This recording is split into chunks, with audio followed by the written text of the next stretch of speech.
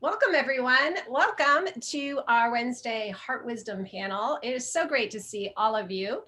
And I'm so excited today. I think this is just going to be an amazing conversation about navigating grief. And we've been talking to our wonderful authors, Chelsea Hansen and Emily Thiroux Threatt, are here as our experts on grief. And we were just talking right before we all came live about obviously there's so much grief happening right now, and it's all kinds of different grief. And so we wanted to make sure that you all knew that, whatever you might be experiencing, any kind of grief, we're welcoming your conversations, your comments, your questions, your discussion. So thank you for being here. We're going to start off with both of our wonderful authors have books that they've talked about their own personal journey through grief, which I think is part of what made me love both of them so much instantly, because I feel as if we get to share in their experiences, and they both have found their way to now helping other people navigate grief. And so we thought that we would just start, each of our authors will tell us a little bit about their own journey and how they got to this place of now being where they've written books and they're helping other people to cope with and navigate grief. So welcome, Chelsea and Emily. Chelsea, why don't you start us off and tell us a little bit about you could also hold up your book so we get to see it. Sure. Yeah, thanks for having me. It's always awesome to be with all the fellow Mango authors. Everyone's so welcoming and kind. Yeah, and here is my book, The Sudden Loss Survival Guide, 7 Essential Practices to Healing Grief. And I say practices because I think, as all of us know, grief is hard work. We have to be proactive in progressing through our grief if we want to heal. So my book, as well as Emily's book, we offer a lot of practices, exercises, reflections to help people work through their grief. And for my story, I lost my parents at a young age, so that's how I got involved in grief. But I didn't have the resources that are available now. So that's why I'm so thankful that Mango publishes so many grief authors. And there's other resources now that weren't available years ago when I lost my parents, like over 25 years ago, approximately.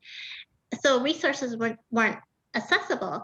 So I learned all the myths and misconceptions, how grief is handled quietly, efficiently, alone. So I had so much misinformation that I pretty much stayed stuck in my grief. And it wasn't about until the 10-year mark that I figured out, hey, this isn't right. I finally found good resources, a healthcare provider who could help me. And that lit up my whole world to find all the information, all the practices that could help, because I really was the poster child for how not to do grief. So that really was my pleasure to write this book, to get it out to people who could benefit. And I think the challenge for people is finding the right resources. Even today, resources are much better, but sometimes people are fearful or they don't know where to turn. So I think it's so awesome that there's so many good books now on grief, because in the past, years ago, there really weren't a lot to choose from as there is now. So Yeah. And Chelsea, how for you, like how did you decide to write your book then? How did you get to that place? Well, interestingly, I wasn't planning on writing a book. I own a gift store that sells sympathy gifts. So as part of promoting the sympathy gifts that offer comfort and support, I would do blogs, I would do newsletters. I partnered with a funeral home company, and I did 365 days of grief support for this large tech company. So all this text was going out to people.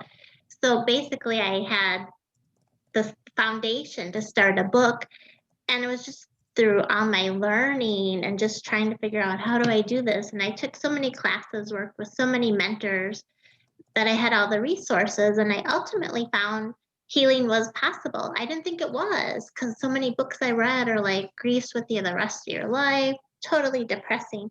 And I understand everyone's experience is different, But for me, I ultimately found healing is possible. You hold on to the love of the person, and you can let go of the pain and grief as you work through it.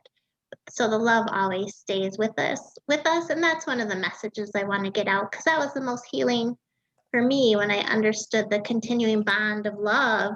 We can continue that relationship with our loved ones.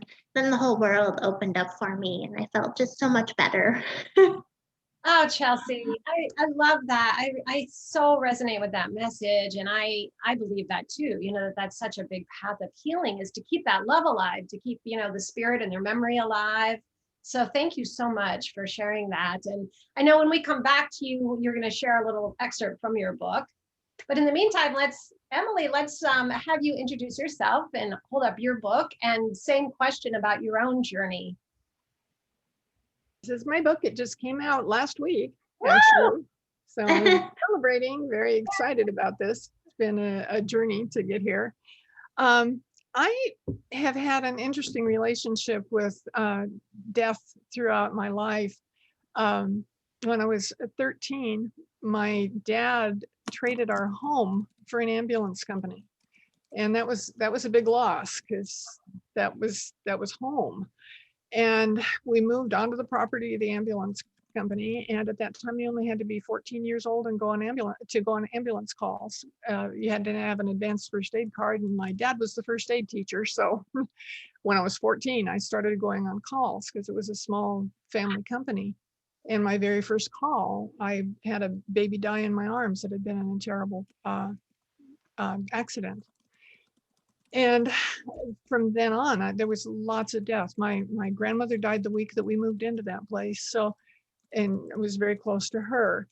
And throughout my life, I was always very, very busy. And so when death would come my way with somebody close to me, I kind of stuffed it. I kind of didn't deal with it a whole lot and just kind of went on. And then finally, when my husband Jacques died, after we'd been married for 22 years, I was lost. I was really, really lost. And I sought places to get help. And it seemed like everybody was sad and crying. And I said, I don't know, I got that at home. I don't want to go someplace where I'm sorry that they're having to deal with that, but I can't handle it. And at that time, there weren't that many books out. And it was before the internet had all the resources that it has now. And I was just lost. And so I didn't do my best job of dealing with grief that time. And then I never thought I would get married again. Never thought I'd fall in love again, but I did, and married a marvelous person. We had a totally different relationship, and we spent our time focusing on the moment and really enjoying life and having a great life together. And when he departed, the whole process was beautiful and full of love and lots of people around us. But then after everybody went home, I was like, okay, now what do I do? Well, I have taught writing for years at the university, retired from that, and is still teaching, or was teaching online till last week when I lost that because of the decreased enrollments. I'm not getting to teach this semester because of people just aren't coming back to college like they had been, or to the university. Hello. But I started writing because writing just came naturally to me, since writing is what I taught. And I was exploring my feelings and my writing, and I started inviting people on the island over to my house, and we'd write together through grief. And it was really helping us a lot. And then COVID came. So we went online, and we've been still doing some things online, but it's not like it was when it was in person.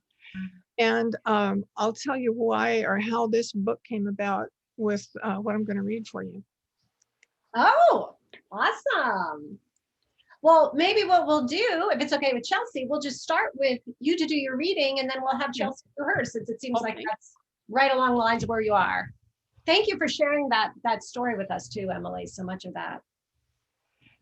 Okay, this is Lori's letter. Try to be a rainbow in someone's cloud. That's a quote by Maya Angelou that I started this chapter with. My husband had a close friend who was about 20 years younger. His name was Chappie, and he called my husband Dad. We spent lots of times with Chappie and his wife, Lori. A few months after my husband died, Chappie died with no warning. I immediately thought of his wife and wanted to help. Since she lived on the mainland and I lived in Hawaii, I couldn't visit or take her a casserole, but I was inspired to write her a letter. The words just flowed from my heart about what she needed to know right then and how she could take care of herself. Knowing that the mail can be very slow from the islands to the mainland, I emailed a letter to Rose, my good friend, who lived a couple blocks from Lori, and asked her to hand deliver it so she could have it right away. This is Lori's letter. My dearest Lori, with my words, I send you my love to wrap you in the comfort and wrap you up and comfort you. There's no easy way to go through the experiences you're having now. The most important thing to remember is that this is the worst you can feel. And because of that, every moment, every day will be better than the day before. It might not seem like that right now because the better part is so small, but it grows as time passes. Right now, take care of you. Don't think of it as selfish, but rather know it's self-care. Cry when you want, be alone when you want, be only with who you want to be with when you want to. Eat what you want and don't judge yourself for anything. Don't be surprised by anything. If someone says or does something that makes you upset, step back and let it go. People don't know what to say in this situation, and they frequently say strange things or things that just seem wrong. Don't waste your energy trying to figure out why they say something or do something. Just love them. Forgive them. They're trying to do something and they just don't know how. Let people do things for you. Let them take care of you. If they keep asking you what they can do, just ask them to hold your hand or sit with you or get you a cup of tea. You don't need to take care of them right now. People say some dumb things. Sometimes I feel like if one more person says, I'm sorry for your loss, I will just scream. So now when someone says that, I think about what they could say that would be better. I know I'll never say that. And I know that it's never spoken with malice. So I just say thank you. Saying thank you is healing. I kept track of everything people did and every flower they sent and wrote personal thank you notes. Something about the process of writing the notes helped me get stronger, helped me to be able to smile again when I didn't think that would happen. I also got a journal just for letters to Ron. I write him whenever I need to, whenever I want to. I can miss him. I can crave him. I can be really angry at him. It doesn't matter. What does matter is that I'm expressing how I feel at that moment. And everything that I feel and that you feel is okay. The more I write about something, the less it weighs on me. Keeping things inside just causes stress, and that all comes along with that. Expressing myself is like letting go of a deep breath of air. There are lots of things now that I don't have to keep writing about, and that feels really good. I also have established a daily meditation practice.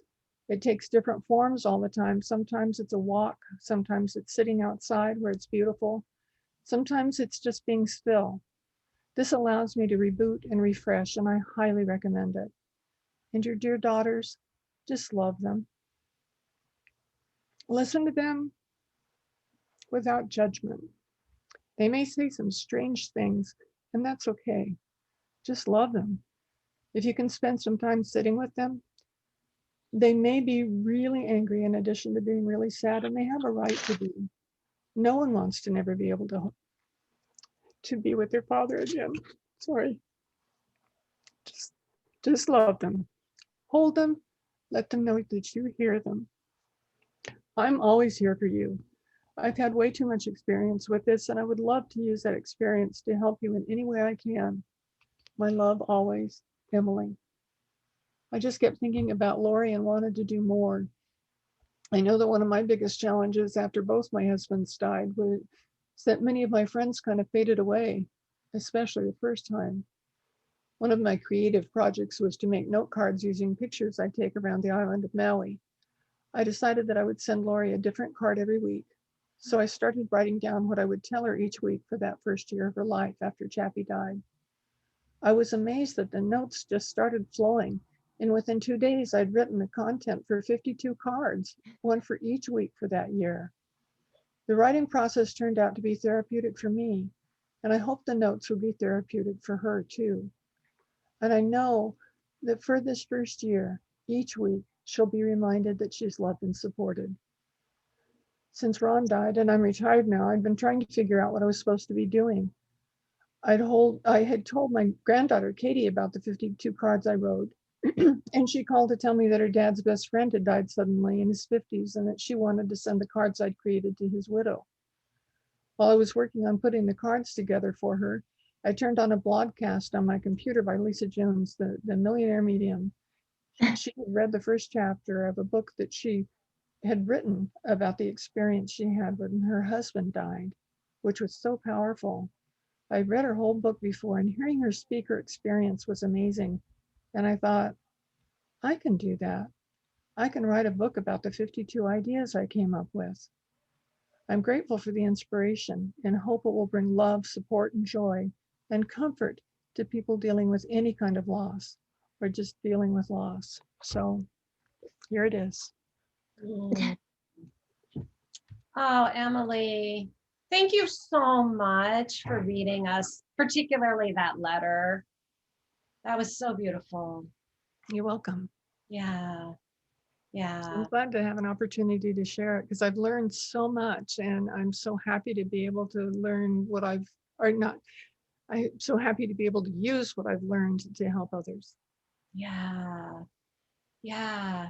I'm just wondering, before I have Chelsea read, it might be great to just check in and see if anybody had anything that you wanted to respond to Emily or a question for her. I have a. want to say Oh, go ahead. congratulations. Okay, how about Brenda and then Chelsea? Okay.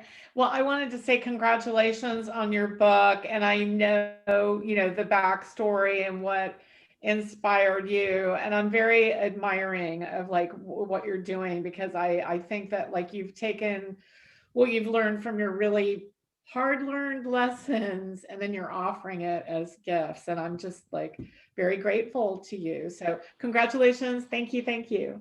Oh, thank you so much. Brenda, do we have you to thank for Emily being here? Yes.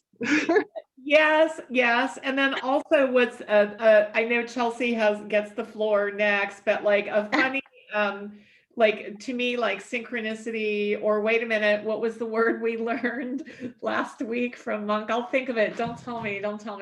Like it was something like Dharma synchronicity, but like, or Dharma, don't tell me. I'm going to try to remember it.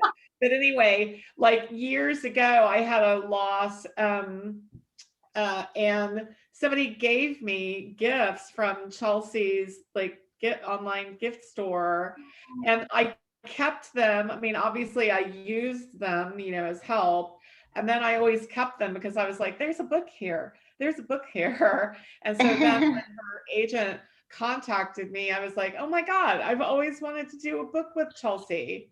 Like, so I just think there's a lot of, okay, I give up, Monk. What is the word for synchrodestiny? Synchrodestiny. So yeah, thank you. Synchrodestiny with both of them, but the Chelsea one was like felt like somebody like made sure that I followed through on my hope to do it with her.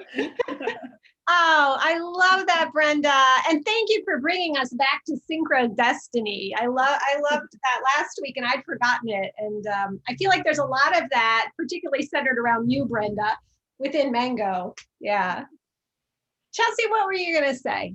Well, I was just going to ask Emily if she could share like some of the benefits of journaling, because I think it's so important to express our emotions as a way to get them out. So I was wondering if she could share more of how it impacted her, or how she sees it help people in her writing groups. Beautiful question. There's lots of different ways to do journaling and to write. My writing group, when I first started it, we were doing it once a month, and they said, this isn't enough. We've got to come more often. So they started coming every other week, and it was really great to do that. And their favorite exercise that we did was to write a letter to their loved one. And they would take the time to write the letter in their journal. And then when they were finished, I said, okay, now without thinking about it, start right now. Write a letter back to you from your loved one responding to that letter you just wrote. And it's an incredibly powerful exercise. They were able to deal with things that they hadn't thought about, that they hadn't dealt with. They made peace with things. They'd come back and say, can we do that exercise again? I've got something else I've got to, they could have done it on their own, but there was something about doing it in the group and talking about it that they really liked too. So just finding different ways and whatever you can think about, like if there's a time in particular when I'm really missing Ron or missing Jacques because of something that's happening around me, if I write about the experience, I help. And I find the more that I write in my journal about anything in particular, the less I have to write about it. Get to a point where it's okay, I've really kind of dealt with that. I can hold the positiveness in my heart, but I don't have to hang on to all the rest of it anymore. Yeah, that's awesome. You kind of release that emotion or release that energy through writing. Yeah. And Emily, I so appreciate that you gave us this really like doable tool, like that we can all use. And I was thinking again, as we were saying in the beginning, it could be for any kind of loss. We could That's write right. a beloved job that we've lost right now, or anything that we're grieving. And it just seems like such a beautiful and simple but powerful tool. It helps a whole lot. I just had an experience this morning that I have book plates that I can put my signature on and send to people when they buy the book, since we can't do book tours and since I'm way far away from anybody to try to sign their books. And somebody this morning requested 2 book plates because she purchased 2 copies of the book to donate to the library for the breast cancer organization in her community. And she was a breast cancer survivor. And she goes, we grieve a loss of a part of our body. Yes. And she said, your book is so perfect for that. So there's so many different kinds of grief right now. Loss of jobs, loss of being able to graduate from college and a graduation ceremony, like we were talking about earlier. So many losses of things that we took for granted before, that as I mentioned, with me kind of stuffing my grief or not paying any attention, not really doing it, it builds up. There's got to be a point where you start to deal with it and let it go. And writing is a really good way to do that. Chelsea, thank you for that perfect question. That was wonderful. Thank you. That really was great. So Chelsea, would you like to share what you brought to read to us? Sure. Yeah, and it seems that Emily and I are on the same vibe. Very much. Because with the letters, it's kind of like you're connecting to the divine, you're continuing that relationship. So I just wanted to talk a little bit about continuing the relationship. And in my book, I mentioned there's the 7 essential grief healing practices. And practice 4 is developing ongoing spiritual communication. And that's what Emily is teaching, through the letters. And there's millions of ways to do it, but that really is awesome because that was easy, resonates with the people. Yeah, so I will read just a short excerpt from Practice 4, Developing Ongoing Spiritual Connection.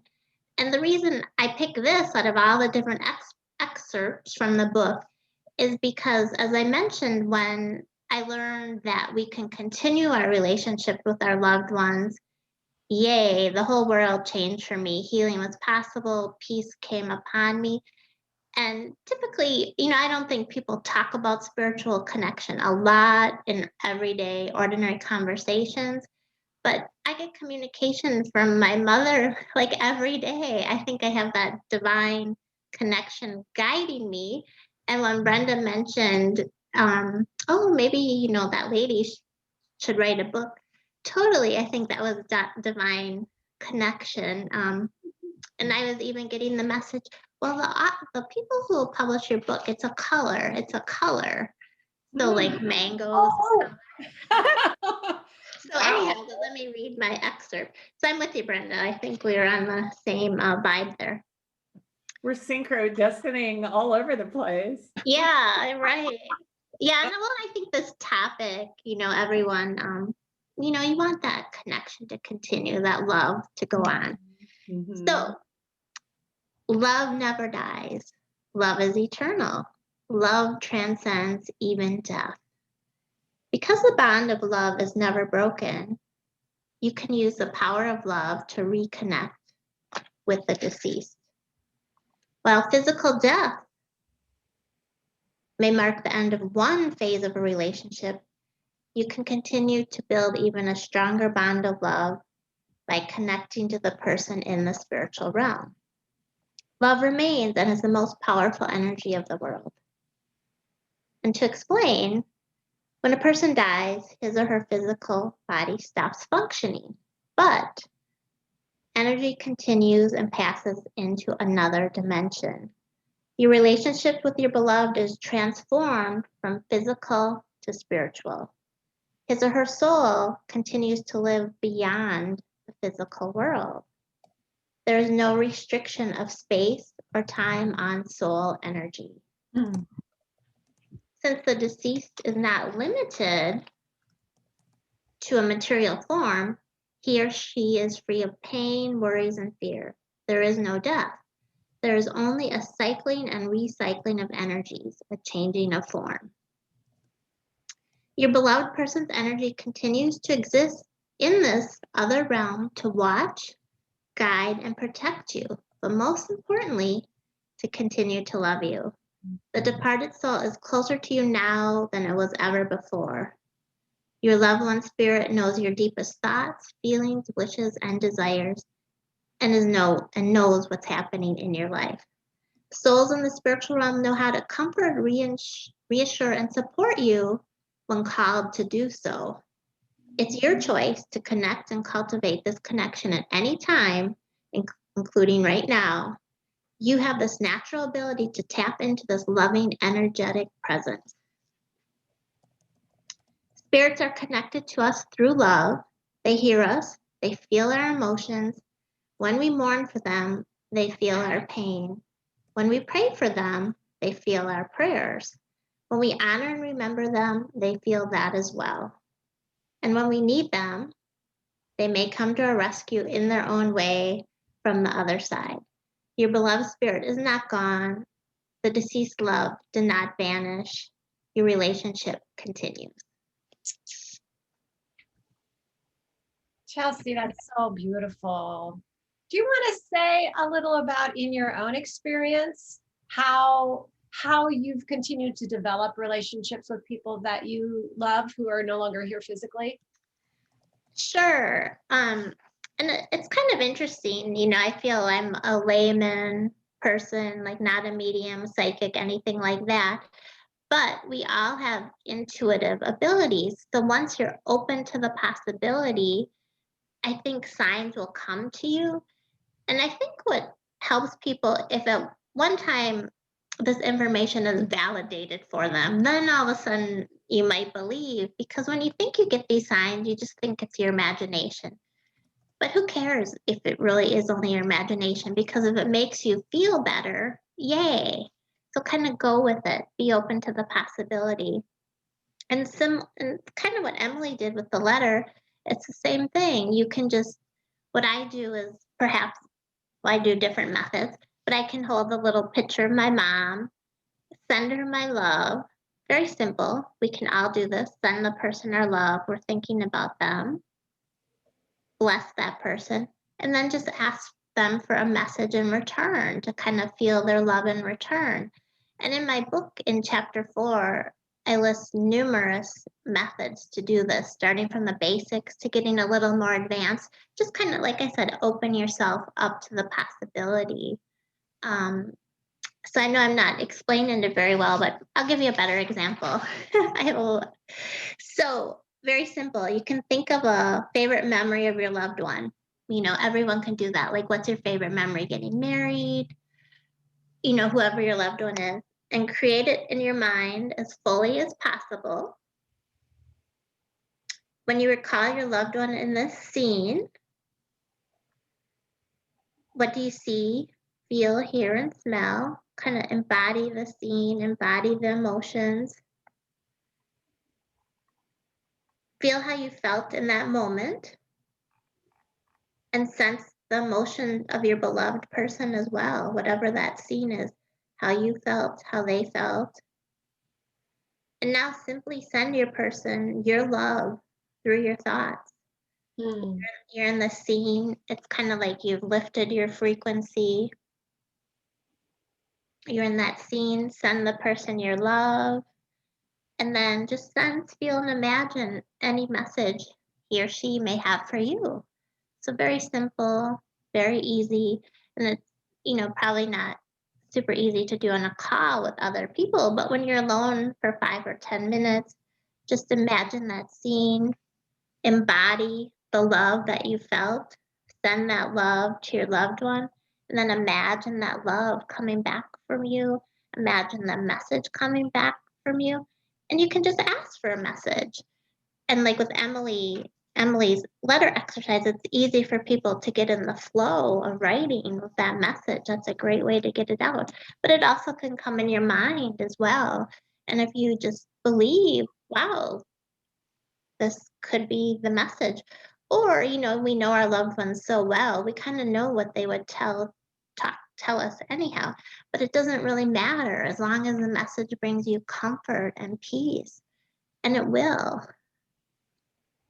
Chelsea, thank you for leading us through that. I don't know if you had intended to do that or if you just did it spontaneously, but I'd love to hear from anyone. For me, I actually was able to follow along. I dearly miss my father-in-law and was able to visualize and to hear a message from him. And it was beautiful. It was very, good. very alive. Did anybody else, were you able to follow along and have a connection?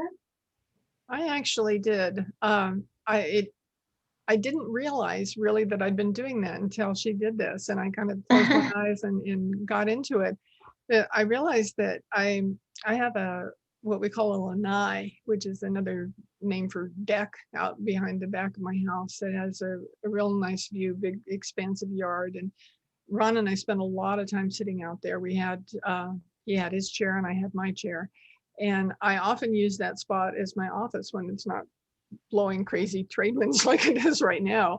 I'll sit out there and listen to the birds and take my computer out and do most of my work and my writing out there. And I realized that my chair swivels and his chair didn't. And I realized that I still swivel my chair to face his chair. And I hadn't really thought about that, but in going through this process, I was thinking that's how I'm connecting with him still. And I feel inspiration from him when I'm writing and doing things all the time. And I think it's kind of because of that connection. We're in that physical space that we used to be, and it just feels really good. It's probably, raising your personal frequency a little because you're outside in nature. That's the space you held together. And since it feels good, then it's easier for the messages or inspiration to come through. So that would only make sense that your writing is more on point because you're in the flow, whether that's divine guidance or not, I think it is. So I do too. yeah, okay. Did anybody else want to share any experience that you had? Monk. I do. I have a few things that have kind of been accruing listening just now. First, a small bit of humor before I get heavy. When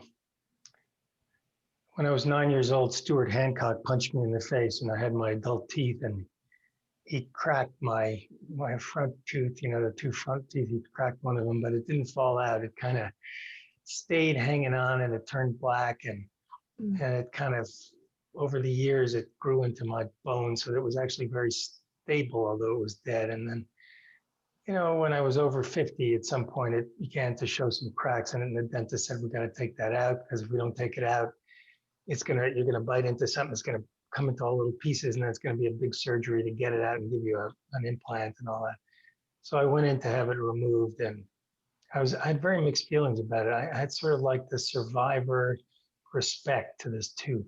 I thought, you know, this tooth had been through so much, and, you know, it held together, and it even like literally bonded with me. It had gone into my bone, you know, and it was with me every day. And, you know, I polished it so it didn't look that bad. But anyway, you know, and I'm in the chair and they're doing the thing. They take it out and they made an implant, and all this, I have one, and that's the one. And the dentist said, look, ha ha, you've given birth. And he made fun of my tooth. And I was like, I had felt this out of nowhere, just sitting in the dentist chair. I felt this combination of rage and sadness. I was really sad to lose the tooth, and I was really mad at him for making fun of the tooth. Anyway, that's the funny story. So in 1983, I was attending Cornell for veterinary school. And my then wife and I took a drive down state to see my parents. And we had a lot of pets and gifts and stuff. So we took 2 cars, and maybe half an hour out of Ithaca on a country road, there was snow and ice, but not coming down. A car coming the other way crossed the line and hit my wife's car at 100 miles an hour. Oh. I mean, the combined thing was 100-mile-an-hour head on.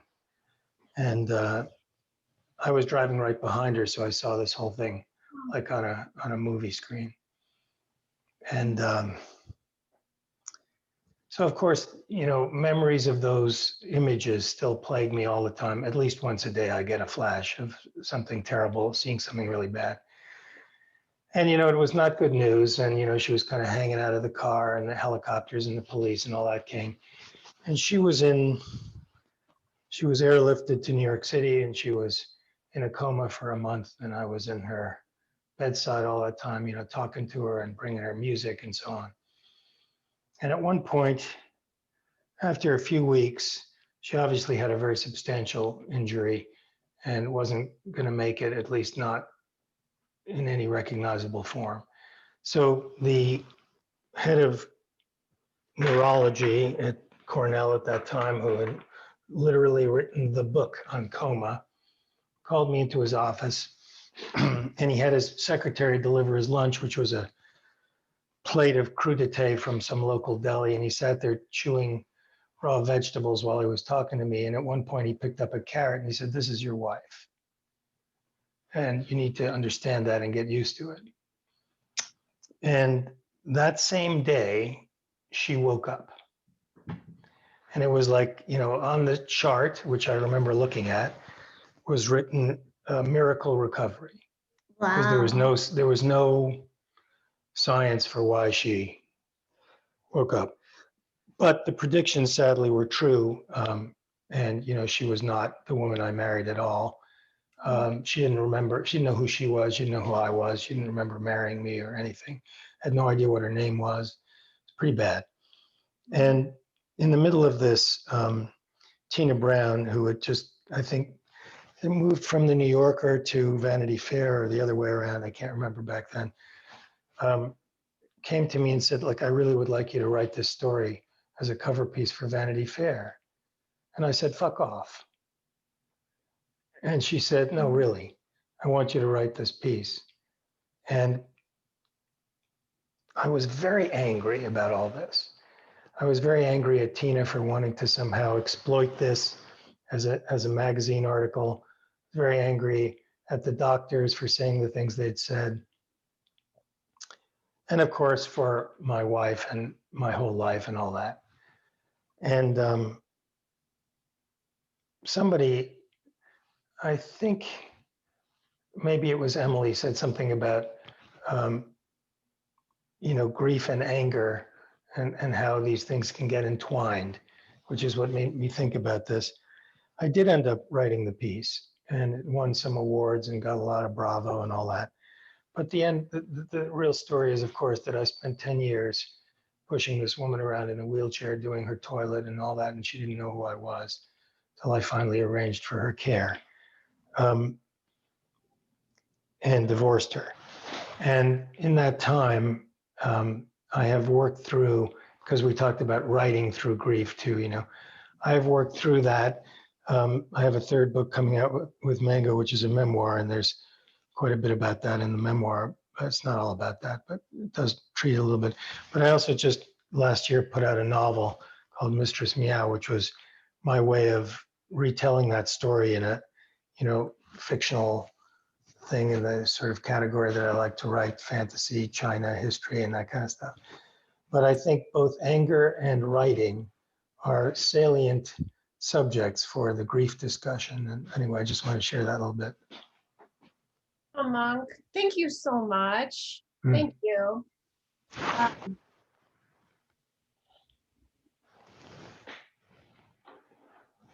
was wondering if Chelsea or Emily, did you want to bring up any more around, like, so I think what Monk said was so important and powerful about the anger piece.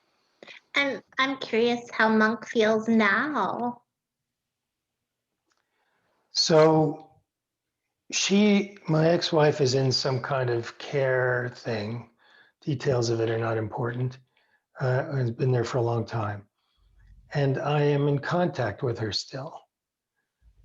She still has no memory of meeting or marrying me, but she has come to the understanding that I was her husband at one point. And I send her care packages once a month, usually books, but other things too. So, you know, the grief and dealing with the reality of that are still part of my everyday life. It's been, you know, very close to 40 years. Wow. Yeah, that's lifetime grief. Wow. That's really profound. I am interested in that you wrote the article. I think that that's such a good thing to do, because people, I saw so many things with the ambulance company that people just couldn't deal with, and they didn't talk about it. Nobody wanted to hear about it. And it made it that much harder for people. It was a real small town, so you got to know people that you were dealing with, and they had a hard time with it because nobody would talk about it. Nobody would share. And everybody said, oh, well, it can't happen to me, so it's not, you know, I'm not going to deal with it. But you never know when something's going to happen to you. I had no clue in my life that I'd ever be married to two different men that I loved dearly, and they'd both die, and here I am by myself. You know, you just don't know where things are going to go. So it's good to read and share about experiences that people have, so that it can put things kind of in perspective of how precious life is, and how we don't know how we're going to act under the circumstances until the circumstances happen to us. And it's important not to judge anybody else. And it's also important not to judge ourselves with how we deal with things and how we feel about them. Yeah. Writing about all that, you know, in the fullness of time as part of processing is one thing. But I really don't remember, and I guess maybe it's a mercy that I don't remember, how Tina talked me into doing that piece. I mean, I really didn't want to do it. And I guess it's more a testament to her persuasiveness. She was a dog with a bone on this. She called me like every day. She wore me down, that much I remember. But what she said and how she, I don't know. Yeah. Monk, what I so appreciate about your story too is it took me to this other place we haven't really talked about yet, which is the kind of grief that we live with, you know, the kind of grief that maybe doesn't have the same closure that, you know, the ending of a job or a physical death. And I know that there are all kinds of versions in our lives where there's a grief that we're living with somehow. And I'm just so grateful to you for bringing that up, because it's another form of grief that I don't really think gets talked about enough. It can manifest in strange and unexpected ways. So for example, when I see people doing stupid things on the road, I get furious. And when my college-age son wanted to buy a motorcycle, I nearly killed him. You know, that's the way it comes out, you know. Yeah, right. It comes out in surprising ways. For your wife, can you connect with her or your ex-wife? Can you connect with her on a spiritual level? Is that possible or is that not possible? She can, I mean, she can do better than that, I guess, or different than that. I mean, she emails me rudimentary things. She has a computer and somebody helps her. And, you know, she sends me notes when I send her books. She sends me a thank you. And, you know, she can read, you know, what she retains, you know, that I don't know. Wondering if you can connect with her, not on the physical level, but where her soul is, you know, in the spiritual realm. Is that a possibility or? Because Well, you know, being a monk, I do spend a lot of time in meditation and such exercises, but I have to say I have not engaged that particular one. I was just curious, you know, Yeah. if it would be possible to connect with her on that soul level. I think only if she were also on board. Rachel, did you have something you wanted? I saw to add. Oh, we can't hear you. You want to type in the chat? Type it. No? Lynda. Sorry, Rachel. Yeah. Where to even begin? When I was about 29, a friend of mine, one of my best friends, died in a skiing accident. Very, very unexpectedly, leaving a wife who was pregnant, and it was very difficult. And for a while after he passed away, I would have dreams about him, and we would be in this diner, and he would come and sit with me in the diner, and I would be like, "But you're dead. You can't be here." And he'd stop me, and he would say, "You know, as long as nobody knows, you don't say that out loud, then I can stay and we can talk." And so all I had to do was just not acknowledge that he was dead, and we would visit, and I would tell him about everything that was going on. And so he would come and visit occasionally, and we would update each other, or mostly I would update him on what was going on in my life. And I was amazed. That was really the first incredibly difficult loss in my life. And I was amazed as I went along at the layers of it, how long it took for things to come up. At his funeral, I couldn't cry. I was so numb. And then I was in the church after everybody left with my boyfriend at the time. And there was this little bird that was in the chapel, and it was flying around, and all of a sudden I was like, oh, okay, so there's this bird that's hopeful. The bird then went and crashed right into the brick wall and fell to the ground, and I just broke open. I was screaming, crying. This poor man from the funeral home went running up and took the bird and took it outside. But that was what I needed to break open. And it took me 15 or so years before I wrote about that bird. But I did eventually write a poem about the sacrifice that bird made for me to be able to process, at least begin to process that grief.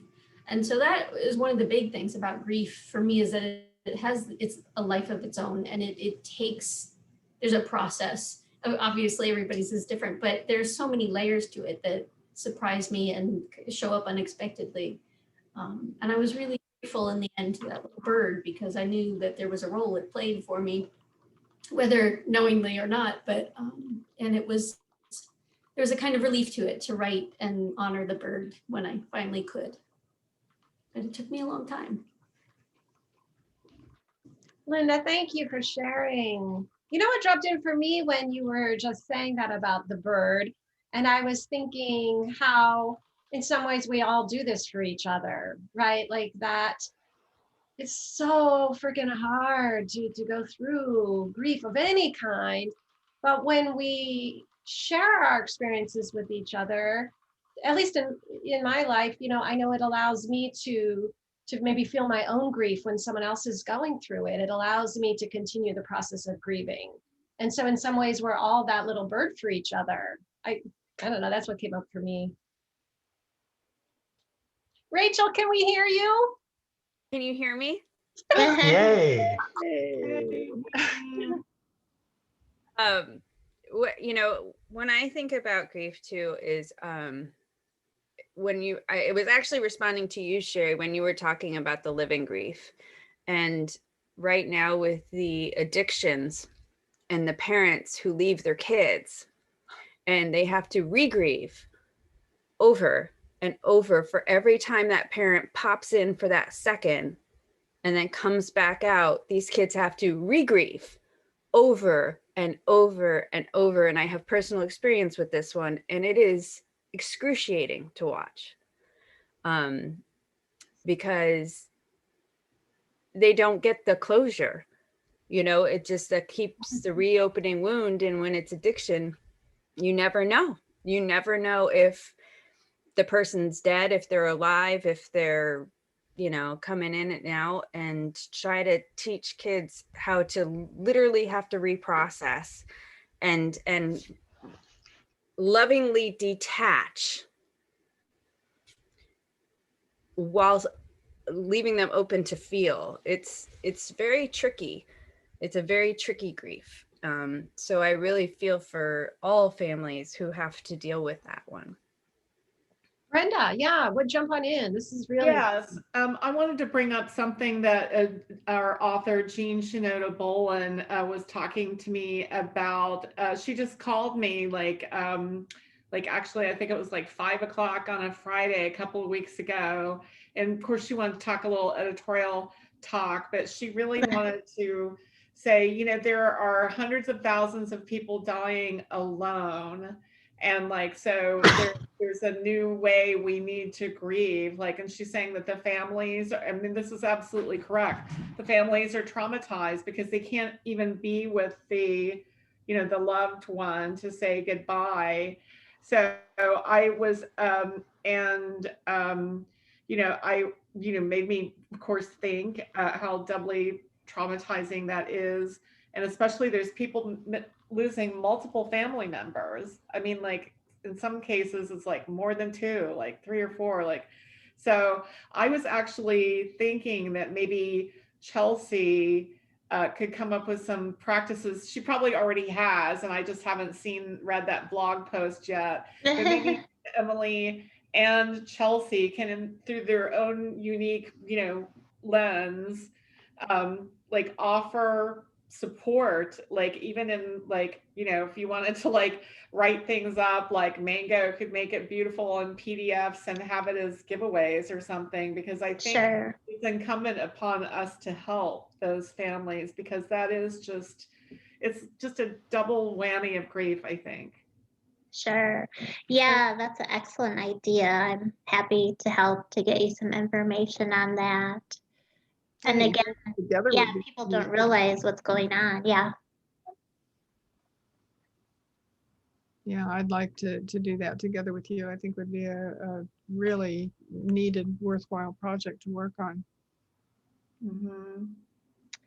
Yeah, and I'm glad everyone could kind of express some of the grief that's happening in their lives or that they're seeing, experiencing, because I think, as Emily mentioned, just talking about it helps us express it. And then the people who are listening to you are validating it for you. They're acknowledging it. They're there with you. They're not trying to push you away like, oh, it'll be better. You know, how you get all those things you don't want to hear. So I'm glad people could share a little.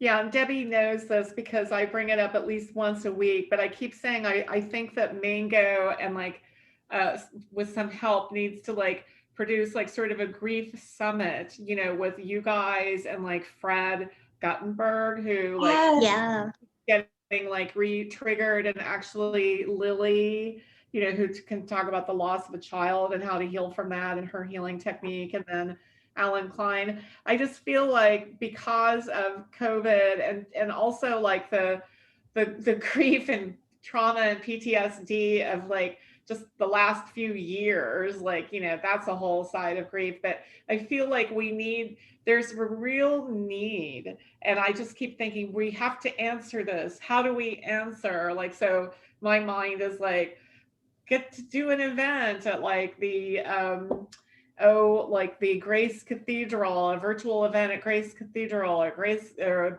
a panel of grief experts, just really going deep and wide. And of course, Monk, you know, you are an expert on all things, so you would be welcome.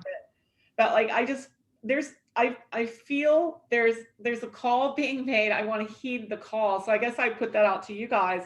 How could we do that? Sure, sure. And I think your idea about a telesummit is a great idea because you have a lot of different grief authors. And as you're alluding to, each person can discuss a different area. Like Emily could discuss the journaling, for example, how to work through grief as an exercise. So yeah, I think there's tons of material that could be used, and each person could focus on their particular area that's perhaps assigned. So I'm going to jump in because I know that our wonderful hostess needs to leave at 2:30 today. And I hate to break up this conversation, but maybe we can all commit to somehow connecting. I'd love to get on a call or a Zoom and continue this conversation just about what Brenda suggested.